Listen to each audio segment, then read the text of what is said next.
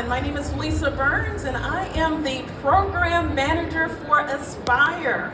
And today's presentation, we're going to learn a little bit about individualizing our employees' well-being. Is your culture ready? A little bit about me. I have been in human resources for over 30 years. That's right, I don't look like it, but yes, I've been in HR for 30 years.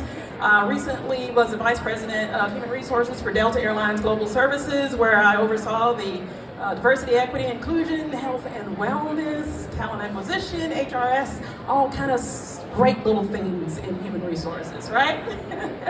So that's just a little bit about me. We're going to go ahead and get started so that we can understand exactly how do you individualize your employees' well-being. Now, before we get started, I said that I was in HR, right? So I need look at some hands here. How many of you are in human resources? Let me see a show of hands. Excellent. Representation. Excellent. Benefits. Where's our benefits? Yes. Diversity. Anybody from the Gotcha. Diversity. Talent acquisition. Who's a leader?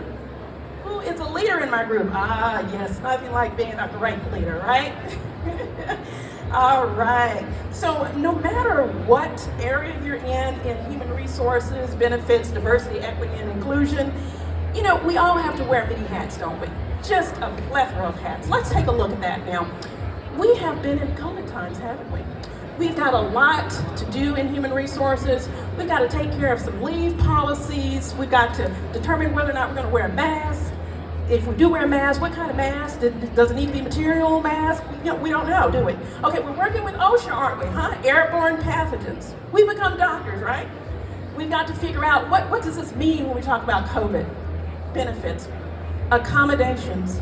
Has your accommodations increased? What type of policies, I see some shaking of some heads. What type of policies have you had to develop to address those COVID times? 401k withdrawals, benefits people again. We've got an increase in employees actually taking money out of their 401k, right? Just for these COVID times. And then we look at our benefit plans just in general. What do we do with them? We've got a changing time, so how do we make sure that our benefits are addressing those needs? And then we have our employee assistance program. How many of you have an employee assistance program? Oh, good, a fair number of people. We're going to learn just a little bit about whether or not you have an EAP or an employee well-being program. Okay? So let's take a look and talk about what is the evolution of an EAP. You know, we talked about all the different laws we have to learn in human resources and how that evolves along with your employee staff. So let's take a look. When we talk about an EAP, you know, back in the 1940s, it started out as an actual alcohol program. Trying to address those alcoholic needs. Then it slowly moved into the 1950s and the 60s into mental health, just doing a little bit of mental health solutions for those employees that needed it. Then let's take a look at 1970 to 2019. It became more of an employee assistance program, didn't it? And then it was sort of like companies had an EAP, and then they thought, well, let me just get one so I can check the box off. Didn't really do much, did it? But then we came into 2020 to present, and it became more of how can we evolve and have an actual employee wellness program. And so you'll see here that there was an increase in the acceptance of employee mental health and offered more solutions. So you can see on television now where you see the message, it's okay not to be okay, right? You see Simone Biles out there as an athlete saying, hey, stop. I've got to take care of my mental health, right? You see LeBron James, you see Michael Phelps, all doing commercials, and that's in support of employee wellness and health and well-being, right? That's how the times have evolved. So just as you've seen a shift from an EAP to employee well-being, again, we need to determine, do you have an EAP or do you have an employee wellness program? How many of you just have an EAP, just something basic? Basic. How many of you have evolved and said, with these changing times, I need to have an employee wellness program? So we do have some employee wellness programs. So let's take a look at some differences between, if you are on the left side, you've got an EAP. If you're on the right side, you've got an employee wellness program. So let's take a look at that. So the first box says, In an EAP, you've got the image of a mental health solution for those troubled employees. How many of you just have these troubled employees? Or I see some smiles. Yeah, especially in human resources, right? And then secondly, when we look over as the employee wellness program, when we're thinking about an employee wellness program, we have a program that's more individualized and holistic. So we're looking at the whole person when we have an employee wellness program. When we look over again, over to the second box in an EAP. So those of you that have an EAP, say you've got a limited number of sessions for your employees, right? So the employee has a limited number of sessions, and then now what? What happens after the sessions? What do? They just sit there and wonder what's next. Well, that's an EAP. But if you're looking at an employee wellness program, you have a continuity of care, don't you? You review your benefit plan. So those of you that were saying you were benefits, you're working with your employee wellness program to make sure that you've designed your benefits to address the needs of those employees. And you also can incorporate what we call health coaches, and we'll talk about that in a little bit. So that's a little bit more about your employee wellness program. Let's look at the third box here, limited number of services. So for those of you that have an EAP and you thought, well, I just have services just for the mental stability of our employees, and that's all you have, well, we need to have a little bit more. So we need to start thinking about employee wellness programs. What do? Well, we incorporate corporate wellness programs, perks, vacations, because we know what? Vacations right now, they're just not because we need to have one. They're not a want, they're actually a need because we're missing that social connection due to COVID, right? So incorporating some of the perks that you have with vacations, such as giving discounts for vacations, that helps employees so that they can meet their social needs. And then the last box, we got outdated looks and ways to access EAP. So in your EAP currently, we just got a flyer and just talk about health in general, and then your mental solutions are very limited. But if you have an employee well-being program, you design your platform just like talent acquisition. How many of you were in talent acquisition here, Dubite? Yeah, so we spent a lot of money on our applicant tracking systems to attract and engage employees. Same concept needs to be done with an employee wellness program so that it is more interactive and engaging, so you can utilize your social media for that. And then also there's that human connection and making sure that your employee well-being program is able to be accessed 24/7. So you can use those chat boxes just like you use in talent acquisition. You can use chat boxes with your employee well-being program. Any questions about that? Now that we've talked about some of the differences, let's take a look at the more of the employee assistance program where one size does not fit all. So oftentimes companies think, well, I'm just going to have this EAP and just address one thing, which is a mental health solution. But when we look at the well-being wheel, we know that employees have more than just one need, don't they? So they've got a need to do what? They've got physical needs, whether exercise. They've got needs for occupational, making sure that their job is really satisfying their needs. We've got emotional needs, that health and wellness, that mind, body, spirit, when you're talking about the employee well-being wheel. But oftentimes, let's take a look in the middle there. Oftentimes companies forget, as part of your well-being, you need to make sure that the employee has purpose and the employee feels like they belong. So we've seen this numerous times in the news where you have things like Black Lives Matter, where people wanting to feel like they belong. And that really addresses the mental needs that people have for a sense of purpose. So when you're working with your diversity groups, this is one thing that they need to coordinate with you on with your employee wellness programs so that people can start to feel that purpose and belonging at work. And so essentially what this does is if we look over to the left-hand side here, when we're adding purpose and belonging, we're increasing our employee well-being and we're aligning it with our employee well-being program. And then secondly, in terms of demographics, when you're looking at your wellness wheel, understanding the demographics of your employees. Now you might say, why in the world would that be important? Why would I need to understand what my demographics look like?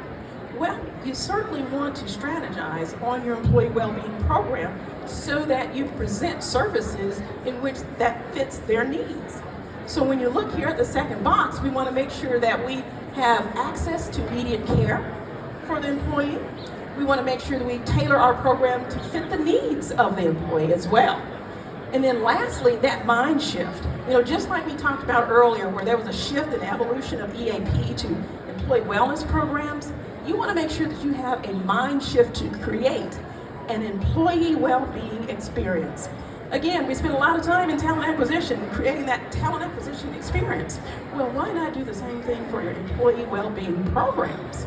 So creating that so that you target programs to meet your employee needs with ease and convenience.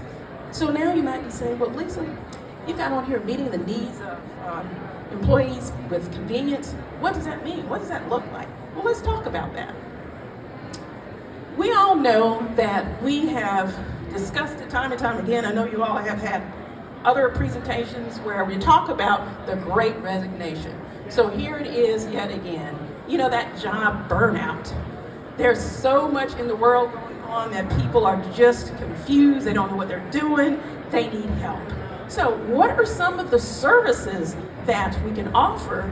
And then what are some of the ways in which they can access that service? Because that's very important.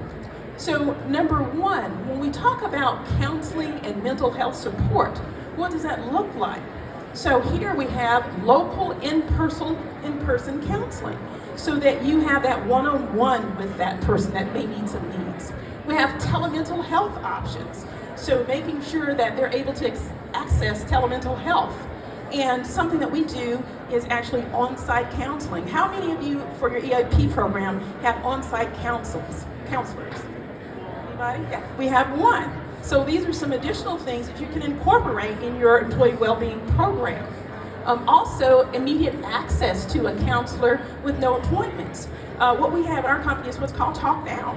It is 24/7, so that when that person needs that immediate care, they're able to get somebody. Because we're in the age now where you've got Instacart, you've got Netflix, you've got everything that's on demand. Well, people need on-demand services for their health needs. The second bullet is health coaching. How many of you have incorporated a health coach in your employee well-being program? Nobody. Does anybody know what a health coach is? What do they do? Nobody. Excellent. Health coach?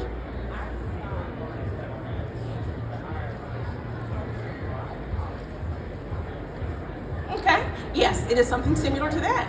So what she was saying is they offer somewhat similar in one of her vendor packages for her benefits. So when we're talking about health coaching you can think of it as the intersection of actually having a healthy behavior, where we teach people how to have healthy behaviors, and then also helping them with that behavior change. So we're sort of like change agents. And so we direct people in terms of them being the expert in their health. So they're driving the process, and we help them through that process so that they can meet their health and wellness goals. So that's something that is very important as you talk about continuation of care for your employees and incorporate that in your employee well-being program. The third bullet, we're looking at management and employee training. Remember when I asked you at the first part of the presentation, how many of you were leaders? Well, it's twofold, isn't it? So our leaders nowadays are having to learn all these different things because they're in the front line, they're talking to employees are not feeling well, they're angry, they're burnt out, all these different things. So you need to have special support services for your leaders, but also you need to make sure that your leaders are educated to be able to identify some of the things that your employees are going through. So for example, some of the things or the services that you can offer are mental health awareness for your leaders and also employees. How do you deal with suicide prevention and crisis intervention? These are just things in general that you can do for your leaders so that they can identify to be able to help your employees and point them to the employee wellness program. And then of course there's always some well-being screenings to make sure that people understand, where they are in their health journey, and then employee assessments so that they understand that if they're taking an assessment for heart attacks or diabetes, that they're known and they know exactly what their numbers look like. Okay. Any questions about that in terms of services and access to those services?